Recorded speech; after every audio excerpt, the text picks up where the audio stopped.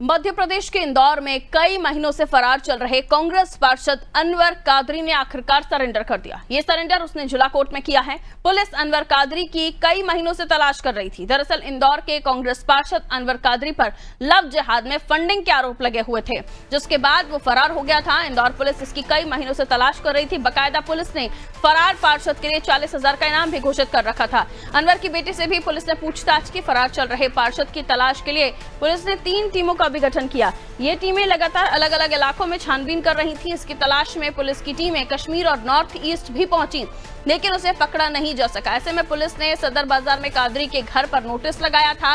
Police ने एक notice जारी कर 8 सितंबर तक पेश होने को कहा था। ऐसा नहीं करने पर उसकी संपत्ति कुर्क करने की चेतावनी दी गई थी। ऐसे में फरार चल रहा पार्षद कादरी आज 29 अगस्त को जिला कोर्ट में पहुंचा और सरेंडर कर दिया।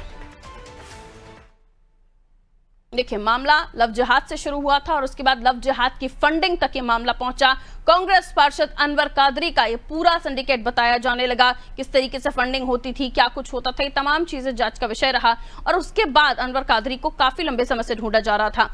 8 सितंबर डेडलाइन दी गई थी, नोटिस चस्पा हुआ था। उसके पहले ही कादरी ने सरेंडर कर दिया। 40,000 का इनाम भी घोषित कर रखा था। लव जिहाद मामले में न जाने कितने लड़कियों के साथ गलत हुआ और उसके बाद जिसकी फंडिंग हो रही थी उसका मुख्य सरगना कादरी बताया जा रहा था। आइए, योगेश हमारे सहयोगी हमारे साथ जुड़ रहे हैं। योगेश, कादरी ने सरेंडर कर दिया है और अब कई सारे खुलासे हो सकते हैं। फंडिंग कहां से आ रही थी, क्योंकि इसकी दुबई कनेक्शन और भी जगहों से कनेक्शन बताए जा रहे थे। तो कादरी के मुख्य जो हाथ हैं वो कौन है, कहां से ये सब कुछ हो रहा था, किसकी ये पूरी प्लानिंग थी? लव जिहाद फैलाकर धर्मांतरण कराने की जो मुख्य साजिश रची जा रही थी, लड़कियों को ब्लैकमेल किया जा रहा था, ये सब कुछ कहां से शुरू हुआ? इसकी जड़ अब पता चल पाएगी शायद।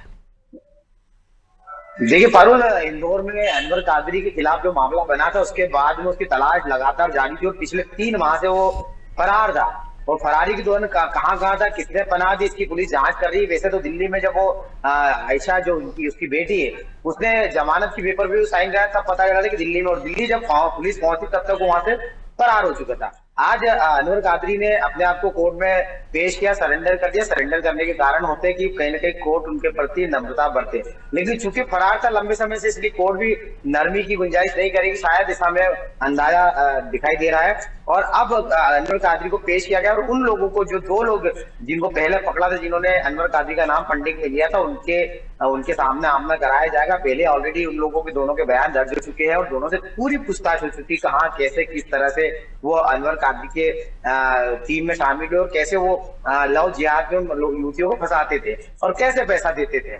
अब ये सारी बातें जब खुल के बयान में आ चुकी, फिर अब उनको दोनों को सामने बिठाया जाएगा अनवर कादरी के, और अनवर कादरी से पूछताछ की जाएगी कि कहीं ये देश के बाहर का मामला तो नहीं, कहीं विदेश से इसकी फंडिंग तो नहीं हो रही, कहीं इसका फायदा कहीं विदेशी वेट कर तो नहीं ले रही। तो इसको लेकर बड़ी लंबी जद्दोजहद पुलिस को करना है, क्योंकि पुलिस ने इनको 8 सितंबर तक का समय दिया था। 8 सितंबर अगर पहले पेश नहीं होते तो शायद इनकी संपत्ति को बुझा दी। और इसी जो भय में परिवार वालों ने उनको पेश होने की जो है सलाह दी, क्योंकि अनवर कादरी की बेटी जो आयशा है वो भी खुद एक वकील है और उससे भी पुलिस पूछताछ कर चुकी है। पुलिस ने पहले उनको पुलिस ने बुलाकर उनसे पूछताछ की थी, तब इन्होंने जमानत पेपर भी साइन करवाया था आयशा ने। आयशा भी वकील है, उसको पता है कि अगर एक बार संपत्ति कुर्क हो गई तो फिर मुश्किल है, हमारा दर्द है कि कहीं ना कहीं सड़क पर ना जाए, इसलिए उनको 8 सितंबर के पहले आज पेश होना पड़ा। और अनवर कादरी को जब पेश किया गया, अनवर कादरी खुद जब पेश हुए सामने, तब वो दाढ़ी मूछ कटे थे, यानी उन्होंने अपना भेष बदल लिया था। और ये भेष अभी बदला नहीं है, भेष पहले से बदला जब वो फरार चल रहे थे।